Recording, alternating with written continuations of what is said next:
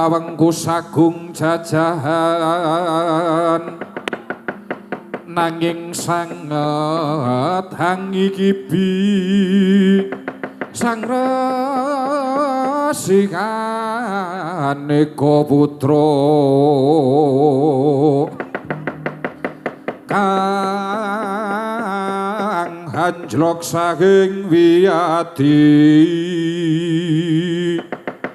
nanging sanget hangi iki bisang resi kanggane putra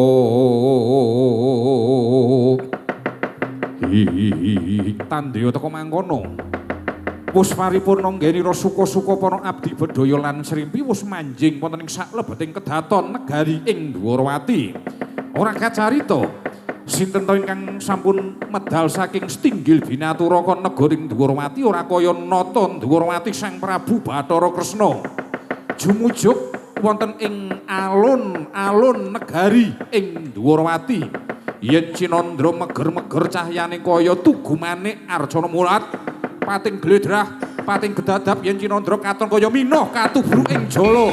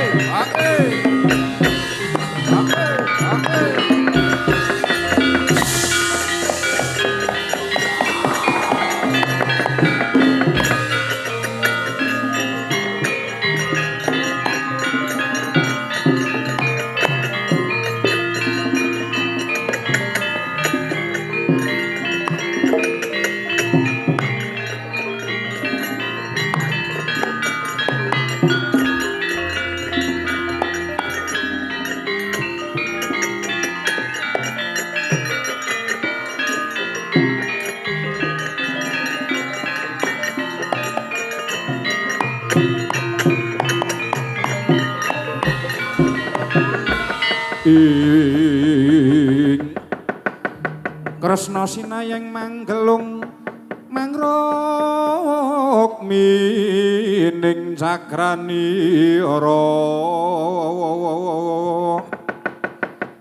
mangrok mining kang cakrani ira duh ngewang sukma mangadya ingkang linumihung bawana langgeng sinunggi datan awrat iya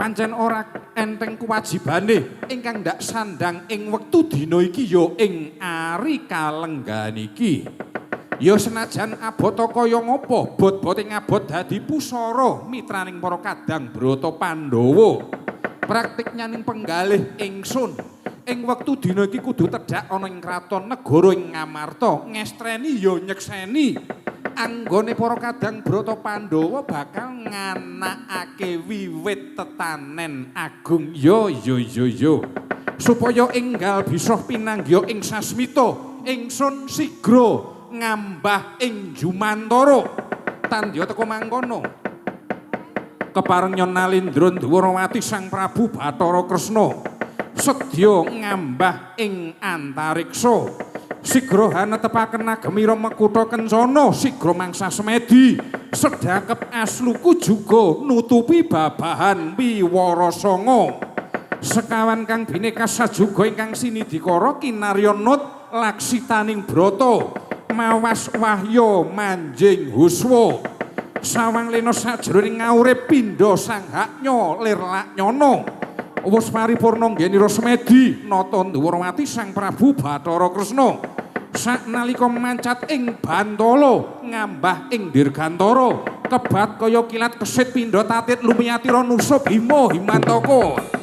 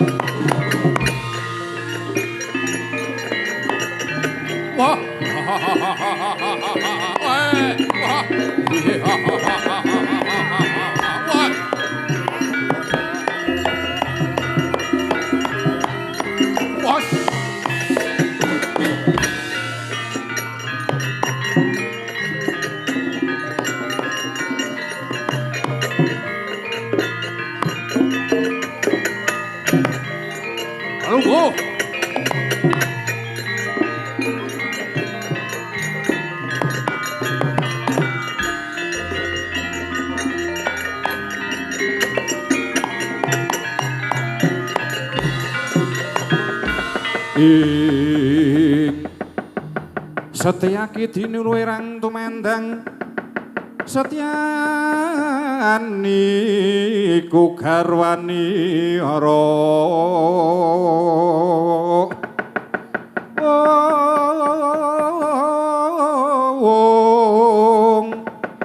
kawewes lancur nyosang boleh srawong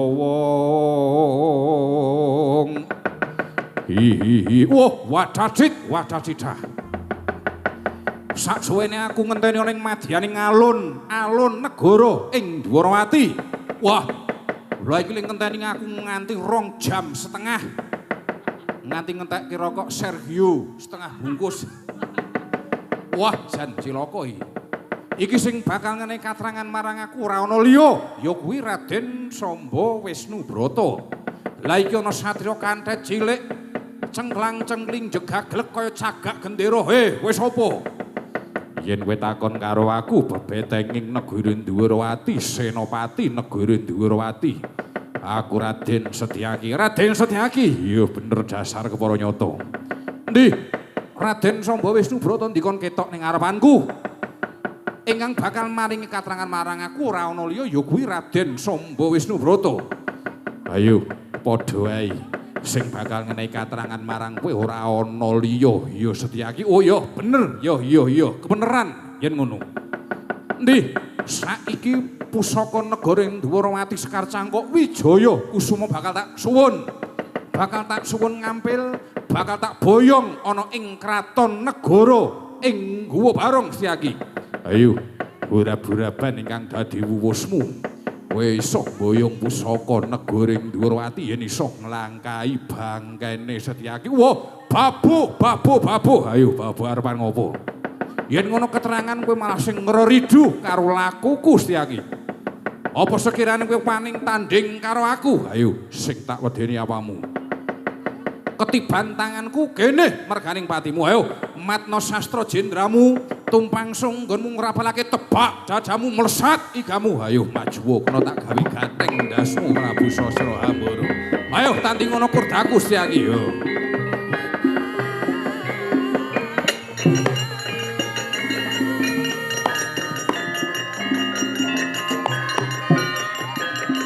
Wes.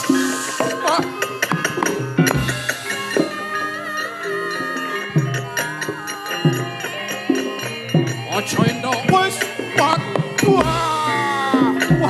mati aku wis waduh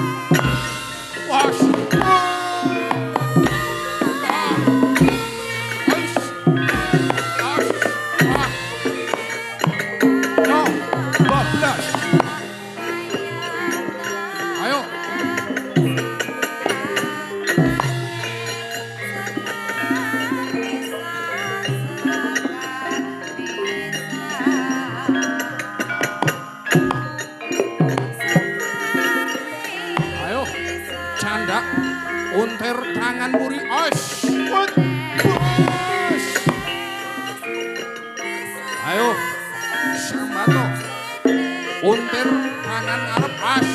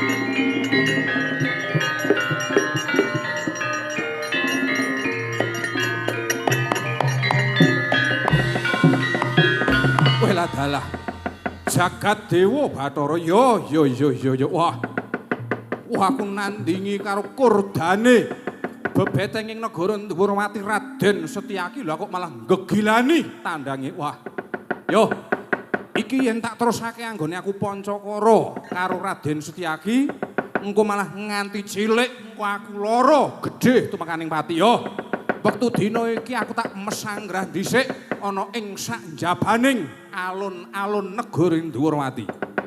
Ketok lenane bocah Ndhuwurmati wae tak sentengi ndase.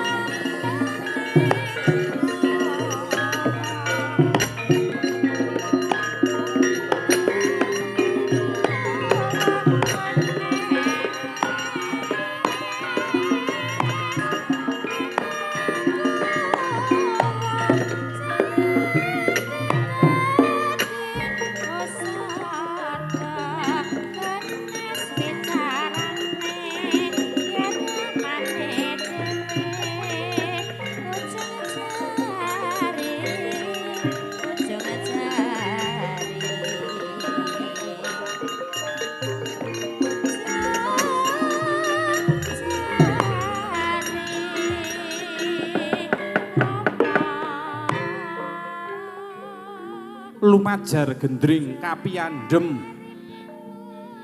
Prabu Sasra Hambara ya Prabu Wirambana Dewa awit saking tandangipun Senopati Negari Ndhuwaramati Raden Setyaki yen Cinandra kaya gabah den interi kaya sapu ilang suwe candrane ingkang dados sinambunging carita sinambunging lampah hanenggih menika gumelaring inggih menika kayangan Dandang Mangure para wadya bala bajul barat nyawiji manunggal wonten ngarsanipun Ibu Betari Durga ingkang sampun pinuju sowan hanenggih Patih Jaramaya kalawan ingkang abdi Putut Jantaka kersanira ngalih Ibu Betari Durga badhe paring pangandikan yen Cinandra saking Mandrawa kaya megaring puspita ing mangsa ketiga dawa candrane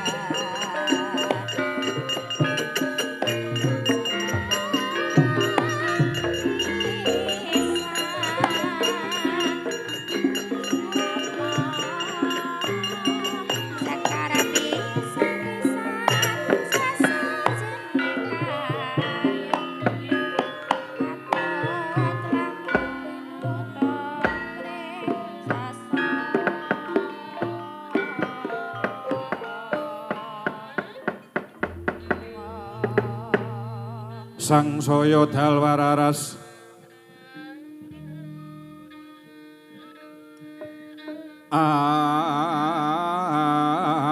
abyor lintang kang gumedhap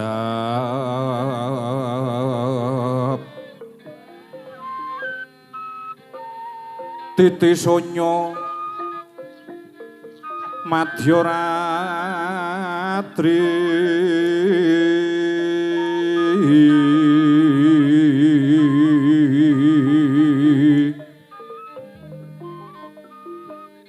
lumrang kang gandaning puspita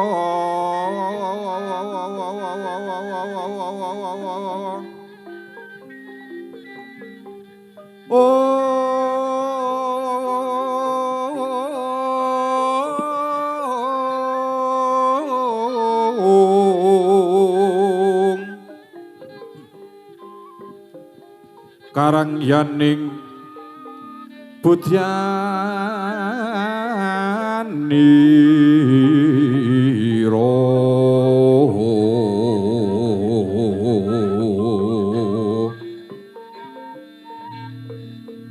lir swaraning madu branta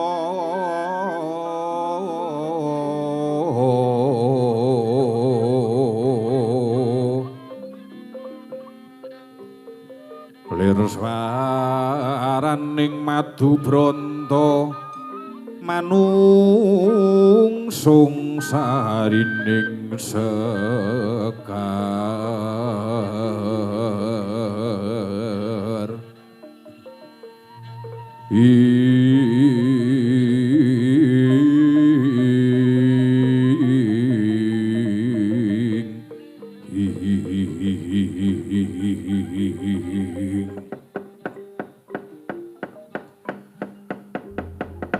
Hung Patih Kalaludra diwakuhi Jaramaya. Oh ladalah duh Kanjeng Ibu. Kanjeng Ibu miji dumateng Keng Abdi Jaramaya kadosa pundi Kanjeng Ibu? Kanjeng Ibu. Jaramaya ulut mundhut marang kabeh para wadyabala bajul barat sirep sawetara ya nggir aja nganti padha duna dungkap anggone duweni atur marang pun ibu nggir Jaramaya naninggih mangestakaken dawuh Kanjeng Ibu mila ing wekdal punika sedaya para wadyabala bajul barat menika sampun derek sowan ngabiyantara wonten ngarsa paduka Kanjeng Ibu. Saderengipun Ibu lenggah sedaya para putra bajul barat sampun ambeber lampit wonten ing pisowanan Kanjeng Ibu. Kanjeng Ibu yo mengkono Jaramaya kasinggihan Kanjeng Ibu. Iki yen ora kleru pandulun iki kaya Putut Jantaka ingkang marak suwanana ing ngarsane Kanjeng Ibu Putut Jantaka padha widodol laku kita nggir Putut Jantaka naninggih Kanjeng Ibu awit saking berkah pangestunipun Kanjeng Ibu pisowan kula menika nderek ngabiyantara sowan wonten ngarsa paduka tan manggih rubeda setunggal punapa Kanjeng Ibu ya mengkono Putut Jantaka anakku.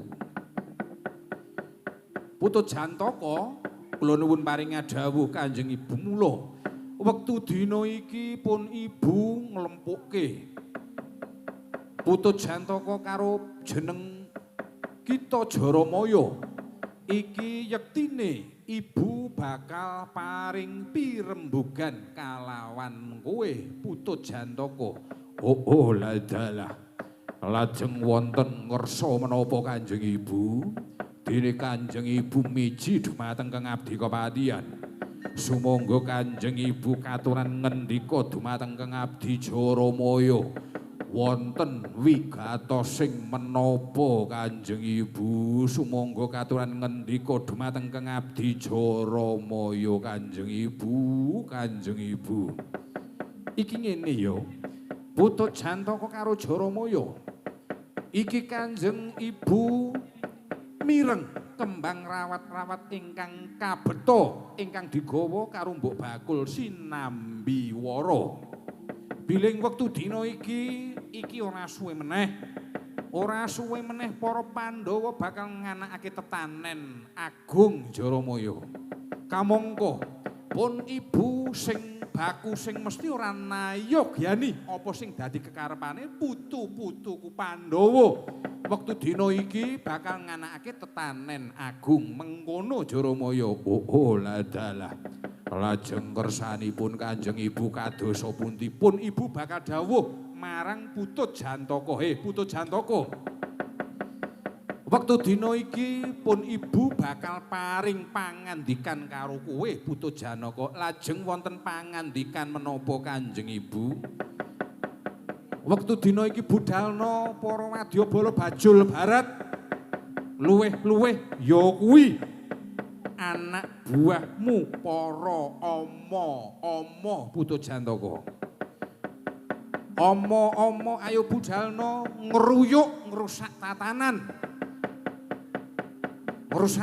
ingkang bakal dumadi ya kuwi tetanen agung ana ing kraton negara Ngamarta pun Ibu percaya siji Putut Jantaka ngutus wadyabalamu ya kuwi tikus jinada, uler greges lan kapiwereng menjangan ranggas lan sing pungkasan Wraha Kapita. Ayo wektu dina iki aja kesuwen bebarengan kalawan ibu jumujuk wonten ana ing kraton negara Ngamarta rayahan utawa rusakan tetanen ingkang bakal dumadi ana ing kraton negara Ngamarta mengkono Putut Jantaka. Ing Putata Gati Wisraya Indriyaksa kang sara maruta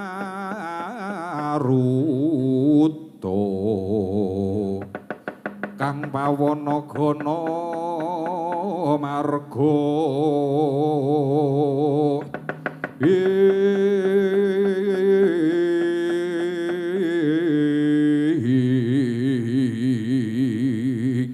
Noninjih trewaca dawuh timbalan dalem Kanjeng Ibu lajeng bidal kula sak rencang dinten menapa Kanjeng Ibu yo Putut Jantaka aja kesuwen sesuk ngenteni apa saiki ngenteni apa budal dina iki ayo wadya balamu ama-ama dikerek ana ing kraton negara Ngamarta. Ayo bebarengan kalawan ibu jumujuk ana ing kraton negara Ngamarta Putut Jantaka ninjih kula namung derek kersanipun Kanjeng Ibu mekaten Kanjeng Ibu, Kanjeng Ibu.